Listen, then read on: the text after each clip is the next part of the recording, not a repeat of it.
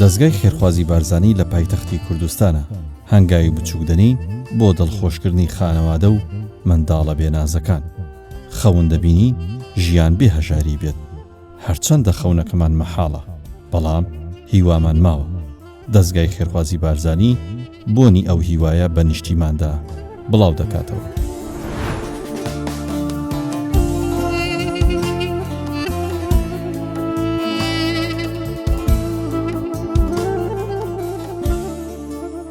دەچینە ماڵی دوو خوشکی بێ باوک، بێ برا و بێ کەس و کار. بە دیار پەروەردەکردنی پێنج منداڵەکەیان ڕۆژژمێری دایکایەتیان دەژمێرن.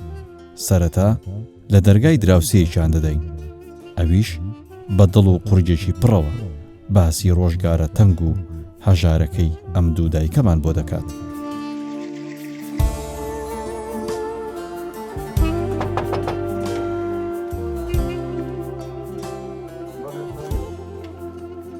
سلام علیکم. مامەجان چۆن؟ حواڵت باشە؟ سەحت باشە؟ ئەمە دەستگای خێرخوازی بارزانی ماڵی ئیمان خان و خوشکەکەی دراوسێتانە بەرامبەر ماڵتان. دۆخی داراییان چۆنە؟ بەخوا سفرە. بۆ خۆی هەر کەسی پارە نانەچیان بۆ بادەچتە ناو باشتی. قەت شتی وە کارە ساتیێوانە دوو ئافرەت بێ باب بێ برا بێ ئامۆزا بێ کەس دەبی کوبی وەزای کوبیتن. یعنی لە ئاخی دەرەجە، یعنی لەوانە باوەڕ ناکەم مستاحقترە بی. قەت شتی وانێ لە بێژە جیرانی من شن و یعنی لۆ قەزەی نامۆس و ئەوەش لە منداری من باخلاقترن. ئێوانان کە وەختی فتاری دەبی ئینتیزاری دەرکەی ڕامی خوای دەکەن یەکێک پارچە خوارد نەچانەوە بە وەزاییان زۆر خراپە، زۆر زۆریش. دەستە خۆش بێت، دڵە پڕ بوو. وەڵڵاهی زۆریش. ئافرەتێک دەبی چ بکە کاکە؟ دەبی دەسەڵاتی چبی ئەو ئافرەتە دەبی دەسەڵاتی چبی. هەت بەس بێ منێمە پیاوەچین ئەو دەسەڵاتەمان نییە، دەبێ ئەو ئافرەتە دەسەڵاتی چبی. هەردووچیان بەتەنیانە؟ هەردووچیان بەتەنیانە، سێ منداری کچکۆکەیان نەکەنا. دەستە خۆش بێت. بەخێر بی. زۆر سپاس. زۆر سپاس.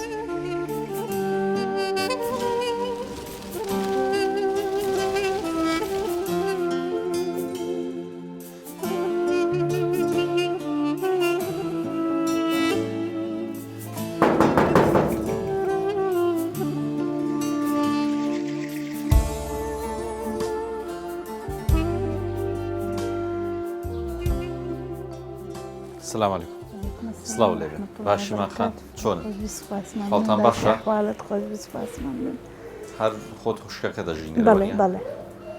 لە ماڵەوەن؟ بەڵێ. ڕوخسەتێ بینە میوانی ماڵیوە؟ فەرموو ئەزیزی فەرموو. ڕوخسەت وەرگرە؟ زۆر سپاس. دۆخی خانەوەکەشتان خراپە؟ ئەرێ وەڵە زۆر خراپە، لە هەم لایەکەوە ئاو دەدا، ڕوتوبەتە. ئەمە بەکرێ تێدان؟ بەڵێ. مانگانە چەنەکری؟ 250,000. باش. هیچ سەرچاوێکی داهاتان هەیە؟ نەخێر. ئەی چۆن کرێکەی دابی نەکرێ؟ وەڵاهی داکەم 300,000 تقاعودی هەیە بە خۆشتان بۆزان وەزعەکە کووە. هەندێک جار فەڕاشی ئەو شتانە هەبی دەچین. چەند ساڵ بۆ فەڕاشیمان دەکرێت چکە وەزعەکە خراپە ئیش نەمابی. ینی ماڵان خاوێن دەکەن؟ بەڵێ. خۆت و خوشکەکەت؟ بەڵێ. خوشکەکەشت پێما بێ پرسیارم کردوت لە ماڵە؟ بەڵێ لە ماڵەوە. توانین بچینە ژیرۆ زیاتر هەم دۆخی ماڵەکەش ببینی؟ بەڵێ فەرموو ڕەت بە تۆ.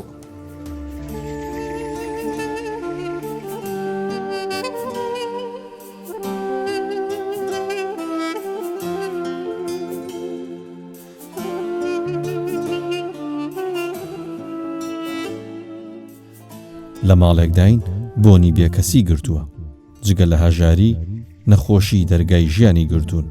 بە ئیرادەوە دەیانەوێت دوا ڕۆژی منداڵەکانیان ڕووناک بێت.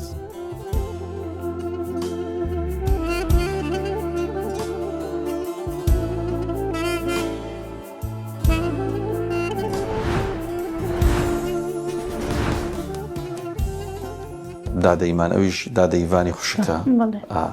هەردووکتان بێکەوە ژێن لە بخانەوە نیە؟ باش. چەند منداڵتان هەیە؟ ئەمەوێ پرسیار لە دادەیڤان بکەم. چەند منداڵ؟ دوو کچ و کوڕەکەم هەیە. دوو کچ و کوڕێکتی؟ لەگە خۆت دەژی؟ ئەی تۆ چەند منداڵت هەیە؟ دوو کچ هەیە.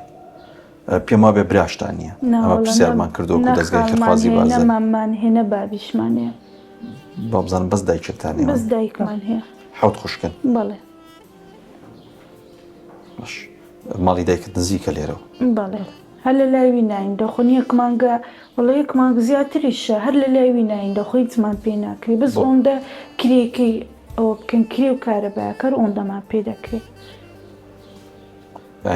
دەست لە ماڵی دایکتان نان دەخۆن و دێنوێرە بەڵێ هەبووە منداڵێکمەندا و شتێکتان لێ بکە نەتوان ئامادەی بکەن. سام کچەکەم 6 ساڵە ناتوانم بینێرمە مەکتەبێ نەدەتوانین نانەکی وا لێیان بدەینێ کە حەزیان لێبی نەتوانین شتێکی مەکتەبیان لۆ بکڕین یعنی نەداردوتە قوتابخانە؟ نانە نەمتوانیوە خۆی داوا ناکە بچێتە قوتابخانە. بەری وەڵە زۆر حەز دەکاتن هەدەری داکەینێ دەچم چکرد منداڵی دەبینی دێتەوە ئیدیە من لە توانامدانی.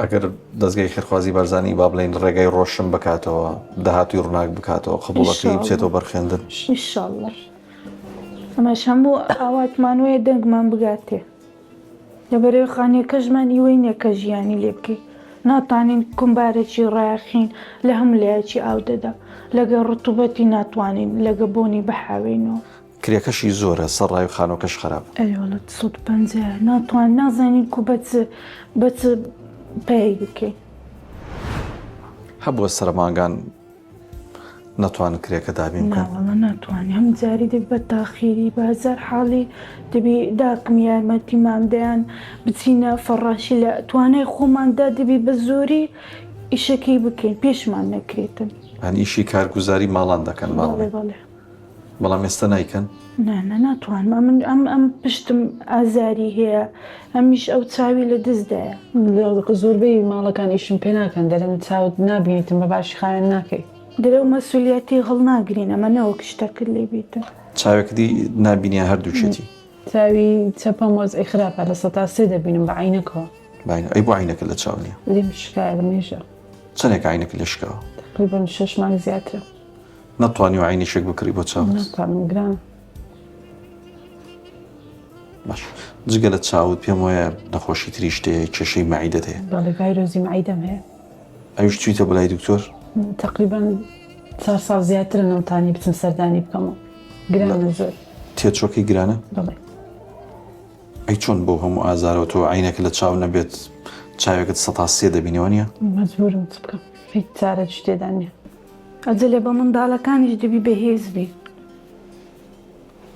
دەستە خۆش بێ ئەومان پێ جوانەوە بۆ دەستگای خێرخوازی بەرزانی کاڵی لە پێناوی منداڵەکان دەبێ بەهێز لە تازە مستەقبەلمانم ئەمە هەوڵ دەدەین منداڵ ماوەی خۆمان نەبی مستەقبەلە چیان نەبی خوێندەوارمەچیمەنی خوێندەوارین هیچ ئیشێک نییە بیکەین باش باسی وەتان کرد وتان نەبرامانێ نە خاڵمانێ نەمامانێ کەستانیەوە نییە ناوەڵە بێ کەسیمە خۆی گەورێ ئینشاڵڵا خی گەورە ئەنگۆشی کردە وەسیلەکە دەنجیمە بگاتن من و تەواوی کارمەنداین دەستگای خێرخوازی بەرزانیەر ئەمە خۆمان بەبرایەوە دەزانی برا گەورەمان خێرتان بنووسی باش قورس نیان دێکجار پێویستان بە شتێک بێت کەس نییە بۆتان بکە کەسێ بۆتان جام بات زۆر قورسە دوو ئافرەت لەو زروفەی بەتەنێ هەوڵ بدا ئێستا پیا و ناتوانانی یعنی ئەمە ئەرکمان زۆر قورسە خاستە نەگە منداڵیش لە ماڵێ بێمە گەورینە تێدەگەین بەس منداڵ لە نێ ناتی ناگە لە ماڵەدا بە هەردووکتان با بڕین خانەوە دەیوتان چەند منداڵتانێ لێرە بێکوە دوو کچ لەگەر ئەم دوو کچم هەیەش سێ منداڵ 5 منداڵ مەسرفشیان قورسە دەمێ شتە چیان دەوێت چەند گەورە بن مەسرفیان زیاتر لە دەرێشتی دەبینن دێنەوە یان شتەکدی دەفرۆشی یعنی زۆر زەحمەتە ستافخان بەرپرسی ئۆفیسی هەولێر ئەگەر ئەرگ بشێشە بێت تێرە ئەمە ئەمڕۆ دیاریکی بچووکمان بۆ هێناونۆک و دەستگای خێرخوازی بارزانی ئەگە لێمانی قوبوڵ بکەنەوە جانەزم بەدەستی کامتان بێ ئەو خوسکە گەورێ ئەو شێ گەورەکەوانە دەستان خۆش بێ خۆش بێیارە بخوا بزانم چی تایە بیکەنەوە پێشمان بڵێ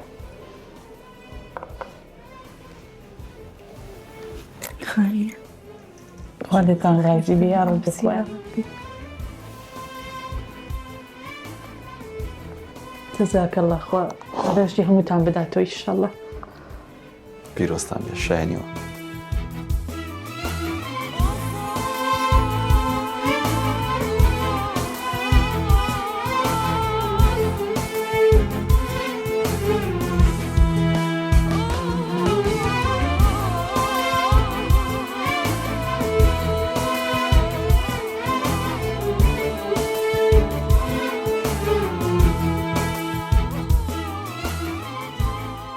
ئەوان هەموو فرمێسکی خۆشین خێرتا من شایانی وان باشتر بژینە پرسیارمان کردوون سەر بەرزانە دەژین بڕاستی زۆر سپاس پێمان خۆشەوە خەبەر بە منداڵەکان بن ئینشاءالله پێش هەموو شتێکی خوا خێری دەستگا بارزانی بنووسی یا ڕەبی خوای گەورە لە قەزا و بەڵای دنیای بیپارێزی ئینشاءالله دەستخۆشی کارمەندەکانیش دەکەین زۆر ماندی بوون لەگەر ئێمە ئێوە شایانی و ژیان خۆش بی زۆر ئەو سپاس هەواڵ بە منداڵەکان بن پێم وایە هەر فرمێز دەڕێژن دڵتان خۆشە ئەو خەبەر بە منداڵەکان بن بۆی بەیەکەوە بڕۆینەمە سیارەشمان ئامادەی و خانووکەش ئامادەی باشە بەیەکەوە دەچین ناو خانوونیەکە ئینشاءالله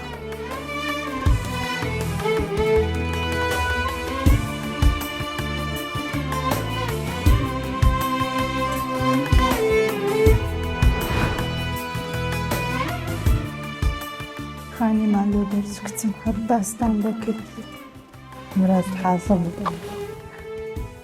محەممەد ئەوەی حەزەی بوو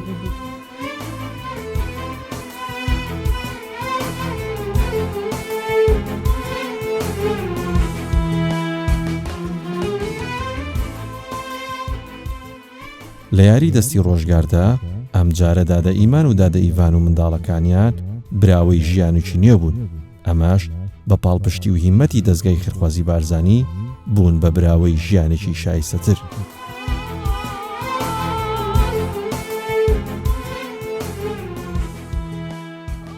پێکەوە هەنگاو بۆ ڕۆژگاری نوێ دەبین دادە ئیڤان دەبین بۆ چارەسەرکردنی چاوەکانی تاکو ڕوونتر و جوانتر ئەم ژیانە ببینێت و بە دووریان بگرین لەو تەوژمەی سەرتاپای عمری گرتو بوون.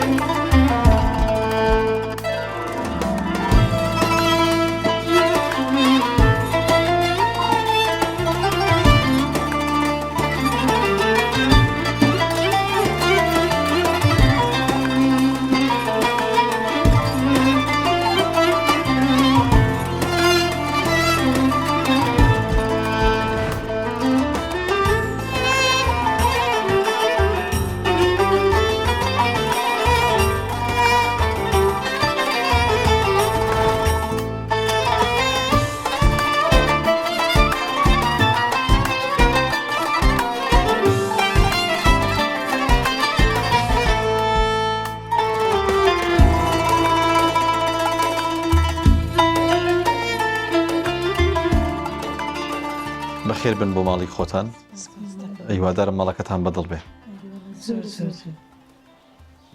ئەو ماڵە دەستگای خێرخوازی بارزانی و خێرخوازان بۆیان دابین کردوون هیوادارین بەدڵی ئێوە بێت خوای گەورە لە ئەملایەکی ڕازی بی دەستخۆشیان لێ دەکەم زۆر مەمنون ئەمە لە ڕێگا کە ڕۆشتین وتت چاوم بۆ چارەسەریش بۆ چاوت کراوە زۆر مەمنون ئێستا ماشەڵڵا جوانتر دەبینی ئینشاڵڵا دنیا ژەر ئەو بە جوانی بەگەشی دەبینن سپاس ئینشاڵڵا هەموو شتێک لە سایەن گوو بوو دەستەکانتان خۆش بم شایەنیەوە باسی وەت کردوتت جگە لە چاوم ڤایرۆسی مەعیدەشم هەیە ئیڤان خانوانیە تۆش وازم گرفتی پشتتە بوو باستکردمەوە بۆ ئیشکردنەوەم لاتوە باش ئەمە دەستگای خێرخوازی بارزانی پڕەپارێکی بۆ دابین کردوون بۆی چارەسەر هەم بۆ چکە لەگەڵ ئیڤان خاو ڕۆشتین بۆ چاوی لە ڕێگا پێی وتی چاوم چارەسەر مەکەن مەعیدەم چارەسەر ئەو قسەی هەرچەندێ لە ڕێگا پێیوتین بەڵام ئەوە بۆ چارەسەرە بۆ هەردووکتان سیارەتی دەستان خۆش بی قەلەم لایەکی ڕازی بی زۆر مەمنون. دەستان خۆشکردین یارەبی خوا دڵی هەموو لایەکی خۆشکای شەڕ یعنی لە بۆمە خەون نەگە دەستان گۆ خەونەکەی مەتان هینادی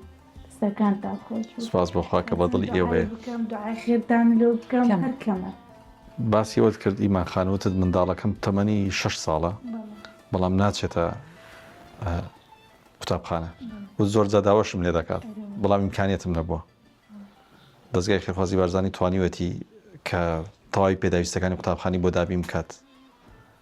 با بڵێن دەینێری تۆ بەرخوێندن ئامادەی؟ ئەمەش بۆ تێچووی بۆ منداڵەکەتە بۆ قوتابخانە بۆی بچێتەوە بەرخوێندن. بەڵام مادەم حەزی لە خوێندن ئەمە دەمانێت بەردەوام بێ لە خوێندن. میش حەز دەکەم دەرم خوێندەواری وەچی مە نەبی نەخوێندن. ئێمە وەکو دەستگای خێرخوازی بارزانی هەمیشە گرنگی بۆ وادەین کە منداڵ لە خوێندندا نەبڕێ. هیواداریم بچێتەوە بەرخوێندن. ساڵێک دوا کەوتەوە بەڵام دەشێت دەست پێ بکات. خۆش بە ساینگۆ دەستەکانتان خۆش بی خالیتان ڕازی بی زۆر مەمنون. ئەمە خزمەتکاری ملەتی خۆمانی وەکو بارزایی نەمر دەڵێ شانازیە مرۆڤ خزمەتکاری ملەتی خۆی بێ. ئێمەش پێمان خۆشە کە خزمەتی کەسانی وەکو ئێوەکەین. یەک شتی ترم پێ سەیر بوو کە ڕەنگە بینەرانیش نیان بینیوە بەڕاستی کە لەناو خانۆ کۆنەکەیە کلەکەمان پێداویتمان خۆتان بۆڕم بچین جلمانی هەرۆمانێ و دەین. دەستگای خێرخوازی بارزانی توانیوەتی جلیشتان بۆ دامیکە چکە جەژن نزیک بێتەوە هەم بۆ منداڵەکان هەم بۆ خۆشتان وەکو خانەوادە بۆردووتان خۆش بۆ جلو بەرگە. بەڕاستی نازار دوایەکتان لە بکەم یعنی ئەو هەدلیمەتان خۆش کرد ئەمەش حیسابکێتیمە هەم منداڵەکانمانێتی تیمار بەخۆشنە ڕەبی خۆی گەورە ئینشاڵڵا راوە دڵخۆش دەبن. جێژنتان لێ کردیتیان دوو جێژە زۆر مەمنونی زیاتری وا لێتان ڕازی بی ئینشاڵڵا شایستەی ئەو ژیانە. تۆ پێشتان ئینشاڵڵا. ئیڤان خان پێم وایە منداڵێک تێ تەمەنی 11 ساڵە نەمانتوانی بێنین لەگەڵ خۆمان بۆچی نەمانتوانی؟ ئۆتیزمی هەیە. نەخۆشی ئۆتیزمی باش هیچ کات بردووتە بۆ سەنتەر وانە خول پێم نەکرایە تا ئیمکانم نەبە. جا دەستگای خێرخوازی بارزانی هەر خۆی سەنتەرێکیە سەنتەری ئۆتیزمی ئیماراتی لە هەولێرە. ئەمە لێرەوە مژدێوت پێدەین کە منداڵەکە تۆمار دەکەین ئینشاڵڵا لەوێش چارەسەر وەرەگرێت. زۆر مەمنونم وا لێتان ڕازی بی ئینشاڵڵا. ئەمەی تر بەجێتان دڵێن پیچ پێداویستیشترتان ماوە؟ دەستەکانتان خۆش بی هەموو بە زیادەوە کرا. بەڵام وەکو دەستگای خێرخوازی بارزانی پێمان ماوە هێشتا شتێک ماوە. ئێوە ڕاستە لە ناو خانووی خۆتانن هەموو پێداویستەکانی تێدایە بەڵام ڕەنگە پێویستان بۆ بێت کە بژێوی ژیان چۆن چۆنی بەسەر بەرە مەسرفی ڕۆژانەتان. جا دەستگای خێرخوازی بارزانی موچەیەکشی بۆ دابین کردوون.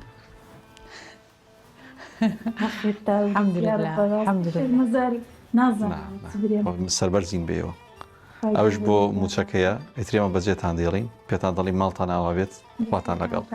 بەڕاستی زۆرتان ڕازی کێنگ و ناتانی بدەینەوە بە هیچ دەستگاکەی هەم ستافەکەی بەڕاستی زۆر پێوەمان بوون دەستەکانتان خۆش بی بێتەوە ڕێتان ئینشاڵڵا لە هەردوو دنیا پاداشتی وەرەگرنەوە. ماڵتان ئاوا بێ لە ماڵەکەی خۆتانە بەجێتان دێڵین ئینشاڵڵا ڕاوە دڵخۆش دەبن. ئینشاڵڵا لەگەڵم باشە ئینشاڵڵا. خوافیز. ئامانەتی خوای پاکستان بخێت.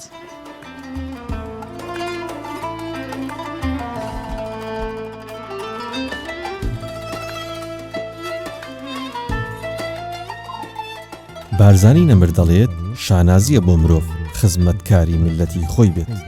ئێمە وەکو دەستگای خێرخوازی بارزانی دەبین بە پشت و پەنای هەژار و لێ قەوماوان. ئێمە پردی چاکەین بۆ ئەو خانەوادانەی شایستەی هاوکارین و شیاوی ژیانێکی شایستەترن.